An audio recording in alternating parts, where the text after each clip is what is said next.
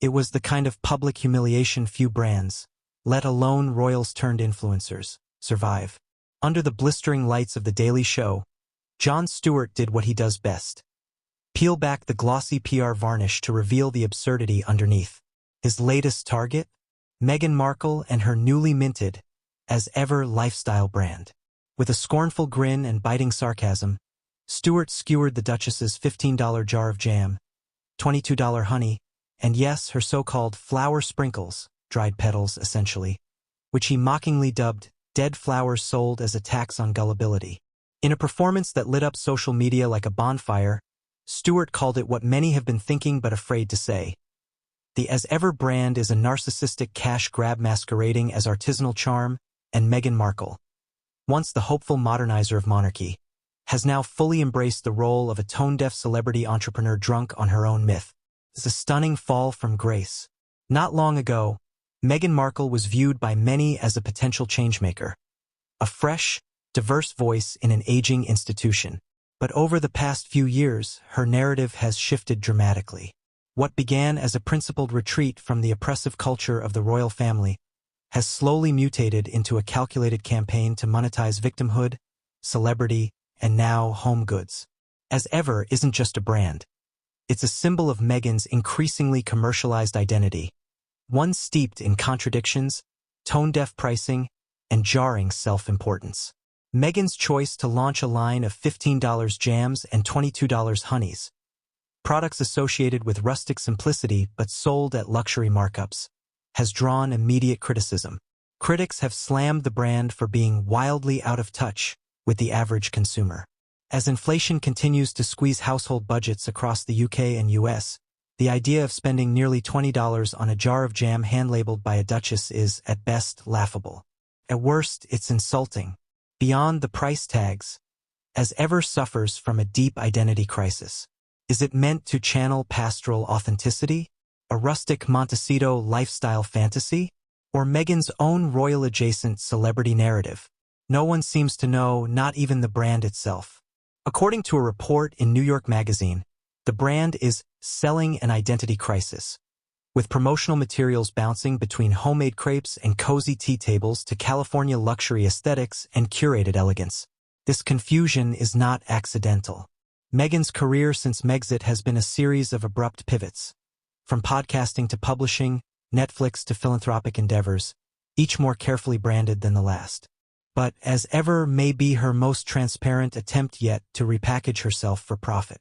It's Gwyneth Paltrow's Goop, without the years of groundwork. It's Martha Stewart minus the culinary credibility. And most dangerously, it's built on a flimsy foundation of personal branding that cannot decide if it wants to be royal nostalgia or progressive California cool. To make matters worse, even the visual identity of As Ever is under fire. The brand's logo, featuring a palm tree and two hummingbirds, has been accused of being suspiciously similar to the official coat of arms of Pereres, a small town in Mallorca, Spain. The mayor of Pereres publicly declared the similarities undeniable, and legal experts have noted that this could constitute a clear copyright issue. This oversight points to a larger issue: carelessness. For a brand so obsessed with image and perfection, such a glaring lapse suggests either arrogance or amateurism. Either way, it's hard to see how the Markle PR machine, which spent months orchestrating a rollout complete with custom jam jars sent to celebrity influencers, failed to do something as basic as verifying the originality of a logo. The rollout of As Ever was chaotic. Originally titled American Riviera Orchard, the brand was rebranded at the 11th hour before the launch of Meghan's Netflix miniseries With Love, Meghan. According to PR analysts, the sudden shift, along with the recycled promotional content, gave the impression of a rushed, undercooked project. Some have even suggested the rebrand was a reaction to trademark challenges or early negative feedback, a red flag for any business venture. As media strategist Mark Borkowski put it, there's a lot of reinvention going on and none of it feels grounded. The perpetual image overhauls, from podcast host to author to TV producer to lifestyle brand CEO, create the sense of someone more focused on staying relevant than building something meaningful. In the end, As Ever seems less like a genuine business and more like a highly stylized vanity project. Netflix, which paid the Sussexes a reported $100 million for content creation, is reportedly growing restless. The jam and honey rollout came suspiciously close to the release of With Love, Meghan, which, far from being a sweeping documentary or cultural conversation piece, ended up looking more like an extended infomercial for her lifestyle brand. Multiple scenes featured Meghan stirring jam, arranging flowers, and casually displaying as ever goods.